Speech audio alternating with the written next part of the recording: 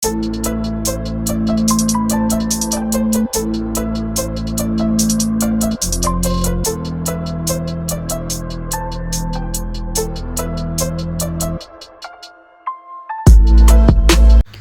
Friends, welcome back to Ranjitha ಲೋಯಿ YouTube channel. ಎಲ್ಲರೂ ಹೇಗಿದ್ದೀರಾ? I hope ಎಲ್ಲರೂ ಚೆನ್ನಾಗಿದ್ದೀರಾ ಅಂತ ತಿಳ್ಕೊಳ್ತಾ, ಇವತ್ತು ನಾನು ಮಾಡ್ತಿರೋ ರೆಸಿಪಿ ಬಂದ್ಬಿಟ್ಟು ಡ್ರೈ ಗೋಬಿನ ಮಾಡ್ತಾಯಿದ್ದೀನಿ. ಇದು ತುಂಬ ಸಿಂಪಲ್ಲಾಗಿ ಮಾಡ್ಕೋಬೋದು, ಈಸಿ ರೆಸಿಪಿ ಆಗಿರುತ್ತೆ. 10-15 ನಿಮಿಷದಲ್ಲಿ ಆರಾಮಾಗಿ ಮಾಡ್ಕೋಬೋದು. ಇವಾಗ ಆಚೆ ಕಡೆ ಹೋಗ್ಬಿಟ್ಟು ಡ್ರೈ ಗೋಬಿ ತಿನ್ನೋ ಬದಲು ಮನೆಗೇ ಹೂಕೋಸು ಅಥವಾ ಎಲೆಕೋಸನ್ನ ತಗೊಬಂದ್ಬಿಟ್ಟು ಒಂದು 10-15 ನಿಮಿಷ ಟೈಮ್ನ ನಾವು ಸ್ಪೆಂಡ್ ಮಾಡಿದರೆ ಆರಾಮಾಗಿ ಟೇಸ್ಟಿಯಾಗಿರೋ ಡ್ರೈ ಗೋಬಿನ ನಾವು ಮಾಡ್ಕೋಬೋದು.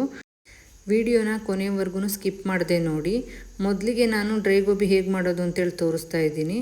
ಇಲ್ಲಿ ನಾನು ಹೂಕೋಸನ್ನ ಒಂದನ್ನು ತೊಗೊಂಡಿದ್ದೀನಿ. ಈಗ ನಿಮ್ಮ ಮನೇಲಿ ಜಾಸ್ತಿ ಜನ ಇದ್ದಾರೆ ಅಂತಂದರೆ ಡಬಲ್ ಕ್ವಾಂಟಿಟಿ ತೊಗೊಳ್ಳಿ ಅಷ್ಟೇ. ಇಲ್ಲಿ ನೋಡ್ತಾ ಇರ್ಬೋದು, ನಾನು ಎಲ್ಲ ಹೂಕೋಸನ್ನು ಬಿಡಿಸ್ಕೊಂಡು ಇಟ್ಕೊಂಡಿದ್ದೀನಿ. ಮೀಡಿಯಮ್ ಸೈಜಲ್ಲಿ ಇದನ್ನು ಬಿಡಿಸ್ಕೊಳ್ಳಿ, ತುಂಬ ಚಿಕ್ಕ ಸೈಜಲ್ಲಿ ಬಿಡಿಸ್ಕೊಳ್ಳೋಕೆ ಹೋಗಬೇಡಿ. ಬಿಡಿಸ್ಕೊಂಡೆಲ್ಲ ಆದಮೇಲೆ ನಾನು ಒಂದು ಪಾತ್ರೆಗೆ ನೀರು ಹಾಕ್ಬಿಟ್ಟು ಬಿಡಿಸ್ಕೊಂಡಿರೋಂಥ ಹೂಕೋಸುಗಳನ್ನ ಇದಕ್ಕೆ ಹಾಕ್ಕೊಳ್ತಾ ಇದ್ದೀನಿ. ಹಾಕ್ಕೊಂಡಾದ್ಮೇಲೆ ಇದಕ್ಕೆ ಸ್ವಲ್ಪ ಉಪ್ಪು ಹಾಗೆಯೇ ಸ್ವಲ್ಪ ಅರಿಶಿನ ಪುಡಿನ ಹಾಕ್ಕೋಬೇಕು. ಹಾಕ್ಕೊಂಡಾದ್ಮೇಲೆ ನಾವು ಇದನ್ನು ಜಸ್ಟ್ ಬಿಸಿನೀರು ಸ್ವಲ್ಪ ಜಾಸ್ತಿ ಕಾಯುತ್ತಲ್ಲ, ಆ ಥರ ಕಾಯಿತು ಅಂತೇಳಂತಂದರೆ ಸಾಕು. 3-4 ನಿಮಿಷ ಅದನ್ನು ಸ್ವಲ್ಪ ಕುದಿ ಬರೋವರೆಗೂ ಬೇಯಿಸ್ಕೊಳ್ಳಿ ಅಷ್ಟೇ. ಜಾಸ್ತಿ ಬೇಯಿಸ್ಕೊಳ್ಳೋಕೆ ಹೋಗ್ಬಿಡಿ. ಯಾಕಂತೇಳಂದರೆ ಜಾಸ್ತಿ ಬೇಯಿಸ್ಕೊಂಡ್ರೆ ಫುಲ್ಲು ಅದು ಹೂಕೋಸು ಸ್ಮ್ಯಾಶ್ ಆದಂಗೆ ಆಗುತ್ತೆ, ಗೋಬಿ ಚೆನ್ನಾಗಿ ಬರಲ್ಲ. ಅರಿಶಿನ ಪುಡಿನ ಏನಕ್ಕೆ ಹಾಕ್ತೀವಿ ಅಂತೇಳಂದರೆ ಎಲೆಕೋಸು ಅಥವಾ ಹೂಕೋಸಲ್ಲಿ ಹುಳ ಸ್ವಲ್ಪ ಜಾಸ್ತಿ ಇರ್ತವೆ, ಸೊ ಅದೆಲ್ಲ ರಿಮೂವ್ ಆಗುತ್ತೆ ಅಂತ ಹೇಳ್ಬಿಟ್ಟು ಈ ಥರ ಮಾಡ್ಕೊತೀವಿ. ಮಾಡ್ಕೊಂಡಾದಮೇಲೆ ಗೋಬಿಗೆ ಅರಿಶಿನ ಪುಡಿದು ಕಲ್ಲರು ಮಿಕ್ಸ್ ಆಗಬೇಕು. ಅಂದರೆ ಈ ಕಾಣಿಸ್ತಿದೆಯಲ್ಲ, ಈ ಥರ ಸ್ವಲ್ಪ ಹಳದಿ ಕಲರ್ ಬರಬೇಕು. ಬಂದಾದಮೇಲೆ ಈಗ ಬೋಂಡ ಕರಿಯ ಜಾಲರಿ ಇರುತ್ತಲ್ಲ, ಸೊ ಅದರಲ್ಲಿ ಒಂದು ಸಪ್ರೇಟು ಪ್ಲೇಟಿಗೆ ಈ ಹೂಕೋಸುಗಳನ್ನ ಎತ್ತಿಟ್ಕೊಳ್ಳಿ. ಈ ಥರ ಎತ್ತಿಟ್ಕೊಂಡಾದಮೇಲೆ ಒಂದು 5 ನಿಮಿಷ ಇದು ತಣ್ಣ ಆಗೋಕ್ಕೆ ಬಿಡಬೇಕು. ತಣ್ಣ ಆಗೋಷ್ಟರಲ್ಲಿ ನಾನು ಡ್ರೈ ಗೋಬಿಗೆ ಏನೇನು ಐಟಮ್ಸ್ ಹಾಕ್ಕೊಳ್ತೀವಿ ಅಂತೇಳ್ಬಿಟ್ಟು ತೋರಿಸ್ತೀನಿ. ಮೊದಲಿಗೆ ನಾನು ಒಂದು ಪಾತ್ರೆಗೆ 1.5 ಟೇಬಲ್ ಸ್ಪೂನ್ ಆಗೋಷ್ಟು ಮೈದಾ ಹಿಟ್ಟನ್ನ ಹಾಕ್ಕೊಳ್ತಾ ಇದ್ದೀನಿ. ನೀವೇನಾದರೂ ಸ್ವಲ್ಪ ಜಾಸ್ತಿ ಗೋಬಿ ಮಾಡ್ತೀವಿ ಅಂತೇಳಂತಂದರೆ 2 ಟೇಬಲ್ ಸ್ಪೂನಷ್ಟು ಮೈದಾ ಹಿಟ್ಟನ್ನ ಹಾಕ್ಕೊಳ್ಳಿ. ಇದಾದ ನಂತರ 1 ಟೇಬಲ್ ಸ್ಪೂನ್ ಆಗೋಷ್ಟು ಕಾರ್ನ್ಫ್ಲೋರ್ನ ಹಾಕ್ಕೊಳ್ತಾ ಇದ್ದೀನಿ. ಕಾರ್ನ್ಫ್ಲೋರ್ ಇಲ್ಲ ಅಂತೇಳಂದರೆ ನೀವು ಅಕ್ಕಿ ಹಿಟ್ಟನ್ನ ಹಾಕ್ಕೋಬೋದು.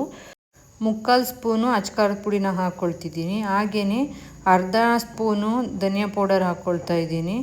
ನೆಕ್ಸ್ಟು ನಾನು ಸ್ವಲ್ಪ ಜೀರಿಗೆ ಪುಡಿನ ಹಾಕ್ಕೊಳ್ತಾ ಇದ್ದೀನಿ. ಇದಾದ ನಂತರ ಸ್ವಲ್ಪ ಪೆಪ್ಪರ್ ಪೌಡ್ರನ್ನ ಹಾಕ್ಕೊಳ್ತಾ ಇದ್ದೀನಿ. ಹಾಕ್ಕೊಂಡಾದ್ಮೇಲೆ ಸ್ವಲ್ಪ ಉಪ್ಪನ್ನ ಹಾಕ್ಕೊಳ್ಳಿ ರುಚಿಗೆ ತಕ್ಕಷ್ಟು. ನೆಕ್ಸ್ಟು ನಾನು ಇದಕ್ಕೆ 1 ಟೇಬಲ್ ಸ್ಪೂನ್ ಆಗೋವಷ್ಟು ಶುಂಠಿ ಬೆಳ್ಳುಳ್ಳಿ ಪೇಸ್ಟ್ನ ಹಾಕ್ಕೊಳ್ತಾ ಇದ್ದೀನಿ. ಹಾಕ್ಕೊಂಡಾದ್ಮೇಲೆ ನೀಟಾಗಿ ಚೆನ್ನಾಗಿ ಮಿಕ್ಸ್ ಮಾಡ್ಕೋಬೇಕು. ಮಿಕ್ಸ್ ಮಾಡ್ಕೊಂಡಂತಹ ಪೌಡರ್ಗೆ ನಾನು ಬೇಯಿಸ್ಕೊಂಡಿದ್ವಲ್ಲ ಹೂಕೋಸು, ಅದನ್ನು ಹಾಕ್ಕೊಳ್ತಾ ಇದ್ದೀನಿ. ನಾನಿಲ್ಲಿ ತೋರಿಸ್ತಿದ್ದೀನಲ್ಲ, ನೀವು ಕೂಡ ಇದೇ ಥರ ಮಾಡ್ಕೊಳ್ಳಿ. ಸೇಮು ನಾವು ಚಾಟ್ಸಲ್ಲೆಲ್ಲ ತಿಂತೀವಲ್ಲ ಗೋಬಿ, ಅದೇ ಟೇಸ್ಟ್ ಬರುತ್ತೆ. ಬಟ್ ಇಲ್ಲಿ ನಾನು ಯಾವುದೇ ಟೇಸ್ಟಿಂಗ್ ಪೌಡರ್ನ ಹಾಕ್ತಾ ಇಲ್ಲ. ನೀಟಾಗಿ ಆ ಪೌಡ್ರೆಲ್ಲ ಹೂಕೋಸಿಗೆ ಅಂಟ್ಕೋಬೇಕು. ಆ ಥರ ಮಿಕ್ಸ್ ಮಾಡಿ ಆದಮೇಲೆ ಸ್ವಲ್ಪ ನೀರು ಹಾಕ್ಕೊಂಡು ಮತ್ತೆ ನೀಟಾಗಿ ಮಿಕ್ಸ್ ಮಾಡ್ಕೊಳ್ಳಿ. ನಿಮಗೇನಾದರೂ ಇನ್ನೂ ಸ್ವಲ್ಪ ನೀರು ಕಡಿಮೆ ಆಯಿತು ಅಂತೇಳಂದರೆ ಮತ್ತೆ ಸ್ವಲ್ಪ ನೀರು ಹಾಕ್ಕೊಂಡು ಮಿಕ್ಸ್ ಮಾಡ್ಕೊಳ್ಳಿ. ಮಿಕ್ಸ್ ಮಾಡಿ ಆದ ನಂತರ ನೀವು ನೋಡ್ತಾ ಇರ್ಬೋದು, ಇಲ್ಲಿ ಕೋಸಿಗೆ ಮಸಾಲೆ ಎಲ್ಲ ನೀಟಾಗಿ ಇಟ್ಕೊಂಡಿದೆ. ಸೊ ಈ ಥರ ಇಟ್ಕೊಂಡಾದ್ಮೇಲೆ 10-15 ನಿಮಿಷ ನೀವು ಮ್ಯಾರಿನೇಟ್ ಆಗೋದಕ್ಕೆ ಬಿಡಿ. ಜಾಸ್ತಿ ಹೊತ್ತು ಮ್ಯಾರಿನೇಟ್ ಆಗೋಗ್ಬಿಟ್ರೆ ಇನ್ನೂ ಚೆನ್ನಾಗಿ ಬರುತ್ತೆ. 15 ನಿಮಿಷ ಮ್ಯಾರಿನೇಟ್ ಆದಮೇಲೆ ಕೋಟಿಂಗ್ ಎಲ್ಲ ಚೆನ್ನಾಗಿ ಇಟ್ಕೊಂಡಿದೆ ಕಾಲಿಫ್ಲವರ್ಗೆ. ಎಣ್ಣೆನೂ ಕೂಡ ಇಲ್ಲಿ ಆಲ್ರೆಡಿ ಕಾದಿದೆ. ಸೊ ಹಂಗಾಗ್ಬಿಟ್ಟು ಮಾಡ್ಕೊಂಡಿರೋವಂಥವನ್ನ ಇದರೊಳಗಡೆ ಹಾಕ್ಕೊಳ್ಳಿ. ಹಾಕ್ಕೊಂಡಾದ್ಮೇಲೆ ತೀರಾ ಐ ಫ್ಲೇಮಲ್ಲಿ ಬೇಯಿಸೋದಕ್ಕೆ ಹೋಗಬೇಡಿ. ಐ ಫ್ಲೇಮಲ್ಲಿ ಬೇಗ ಬೆಂದಿದೆ ಅಂತ ಅನಿಸುತ್ತೆ, ಬರೀ ಮೇಲೆ ಮಾತ್ರ ಬೆಂದಿರುತ್ತೆ, ಒಳಗಡೆ ಏನು ಬೆಂದಿರಲ್ಲ. ಹಾಗಾಗ್ಬಿಟ್ಟು ನೀವು ಲೋ ಫ್ಲೇಮಲ್ಲೇ ಬೇಯಿಸ್ಕೊಳ್ಳಿ.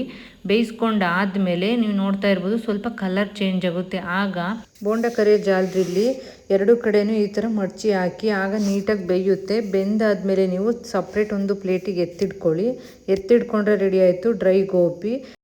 ಇದನ್ನು ನೀವು ಈವ್ನಿಂಗ್ ಟೈಮಲ್ಲಿ ಸ್ನ್ಯಾಕ್ಸಿಗೆ ಏನೂ ಇಲ್ಲ ಅಂದಿದ್ದ ಟೈಮಲ್ಲಿ ಆರಾಮಾಗಿ ಮಾಡ್ಕೋಬೋದು, ತುಂಬ ಟೇಸ್ಟಿಯಾಗಿ ಬರುತ್ತೆ. ಹಾಗೆಯೇ ನಾನು ಮಾಡಿರೋಂತಹ ಈ ಡ್ರೈ ಗೋಬಿ ರೆಸಿಪಿ ನಿಮಗೇನಾದರೂ ಇಷ್ಟ ಆಯಿತು ಅಂದರೆ ನೀವು ಕೂಡ ಮನೇಲಿ ಒಂದ್ಸಲ ಇದನ್ನು ಟ್ರೈ ಮಾಡಿ ಹೇಗಿದೆ ಅಂತ ಹೇಳ್ಬಿಟ್ಟು ಕಮೆಂಟಲ್ಲಿ ಬಂದು ನನಗೆ ತಿಳಿಸಿ.